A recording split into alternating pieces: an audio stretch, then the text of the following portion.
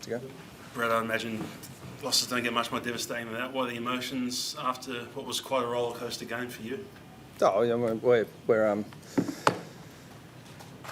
mean, the emotions are almost irrelevant. It's what you do with the emotion and channel it into action, which is what we need to do. I mean, it was an interesting game. To 28 scoring shots to 30. I mean, it's ball bounced around a fair bit, which I don't think was either team's intention. But both players from both teams gave great effort and great bounce, and it was a very good contest, which we lost. We had momentum, lost momentum, got momentum. It was just a game of momentum in the end, and in the end, it's a tight game that clearly could have gone either way. But the Crows executed better late than we did. What was more disappointing, that second quarter complete, I guess, defensive meltdown, or the inability late to hold on to what was a 3-goal lead pretty late? Or were they pretty much the same level of disappointment both ways? Neither matters that much. My opinion on those doesn't really matter much. So they're both disappointing. Can you pinpoint where it went wrong in those last few minutes, or is it something you're going to have to look back on the review? Oh, well, I mean, we practice those situations all the time, and you can practice as much as you want, but it comes down to execution at the end. And the Crows kicked some good goals. Under pressure, it wasn't a structural issue. Now we'll do deeper analysis than we've already done, but it was poor execution rather than system or structure. What was the message to the guys when you spoke to them? It's tight competition, and it'll come down to teams that can absorb the disappointments, and whether that translates into loss or disappointment in a contest, and channel it into the next contest or the next game. And that's where the season is. I mean, it's teams. Every team in the competition's had periods where they've been playing well and periods where they haven't played so well.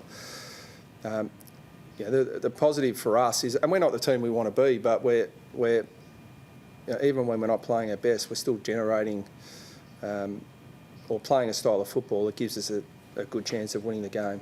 Now we did a lot right tonight, but just we're not where we want to be because we're not executing for 125 minutes. We're doing it in patches, so that's why we are where we are. We're not quite showing some good improvements, some good signs. The foundation of our game is solid, but we're not executing consistently enough for long enough.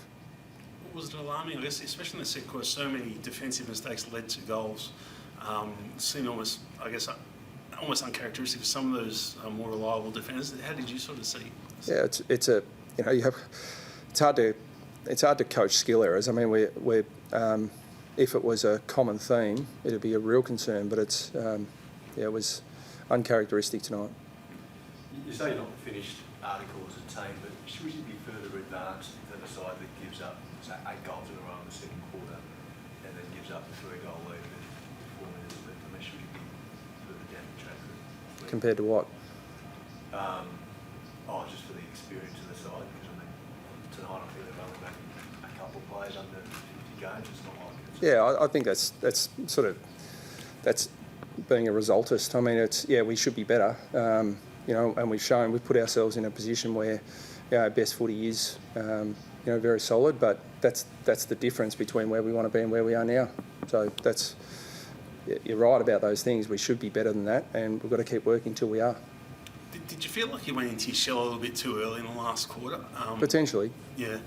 Yeah. I mean, it's something we've got to, we just as a team, when we've got control of the game, we've got to keep it and not give the opposition an opportunity to come back into it, which, you can understand that the players want to ice the game, but, when we had control of the game in the last quarter, again, it's part of one of the next steps that we've got to take, that we put the foot down and put the game away. Part of that, Brad, was that in the second term, the Crows had the use of the corridor and used it really effectively by transition, but at halftime you no doubt would have spoke about that. But in the third quarter, you really turned the tables and used the corridor well yourself and really created those scoring chances. the question or a Yeah, statement? to ask the question, how positive was that? Because in the third quarter, you really made your move and you arrested back that momentum. You would absorb what the Crows were doing. Yeah, that's the game. It's a game of momentum, and both teams, most teams are trying to do similar things. It's who can execute it better under pressure. And we've just got to take another step forward in like every team, arresting momentum when it's against you and getting it back on your terms and keeping it on your terms when you've got it. But yeah, we made some.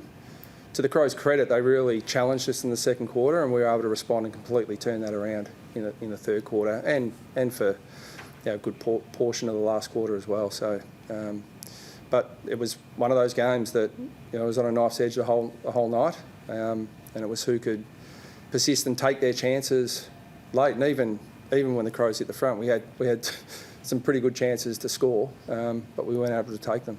How's Joe Caldwell? Well, he's fine. I mean, there's 15 minutes left on the clock. The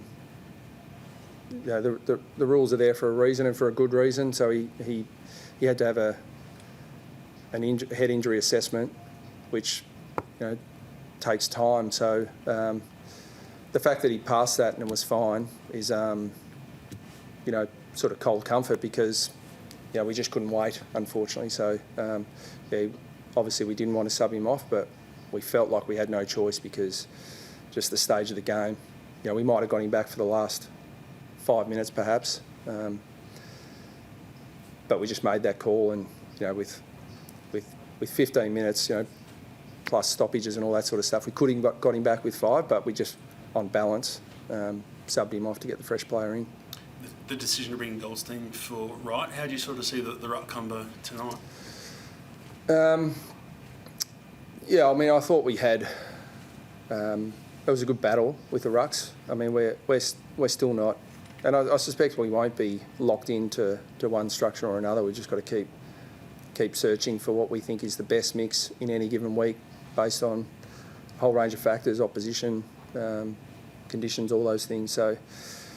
Peter Wright went out, Heppel went out, but that doesn't mean they'll be out next week. I guess, Brad, there's parallels now being drawn to last year. I'm sure a lot of Essendon fans will be thinking, oh no, not again. It looks like the season could be heading in a similar way. What kind of, do you have the message to say that to reassure fans that, it's not going to happen again this year, I guess? No, well, I'm not going to, there's no guarantees in our game. There's no guarantees in this competition. And we're an infinitely better side than we were this time last year. I mean, that I'm confident in, but the competition keeps getting better too. So everyone will, at this stage of the season, get really attached to results, and it's a really good challenge for us. And in a strange sort of way, I mean, I'd like to be sitting right up on the top of the ladder and feeling really comfortable and good about ourselves, but we analyse it, and I analyse it deeper than that, and we're not where we need to be. So the results will be one thing. I'm interested in taking steps forward. That's what we've talked about post every game. And the reality is we haven't taken enough steps forward to be where we want to be. But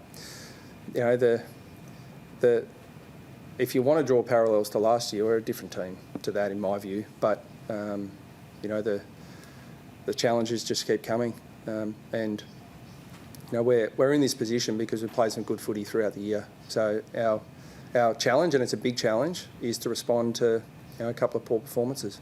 So is it something you're confident that the players won't seep into their subconscious? Like you're confident that there's strong. Confidence is such an overrated thing. It's about action. Do you think Nate Caddy has anything to worry about, the collision with Jordan Dawson if Jordan Dawson is concussed? Who knows? Who could tell you at the moment? Thanks, guys.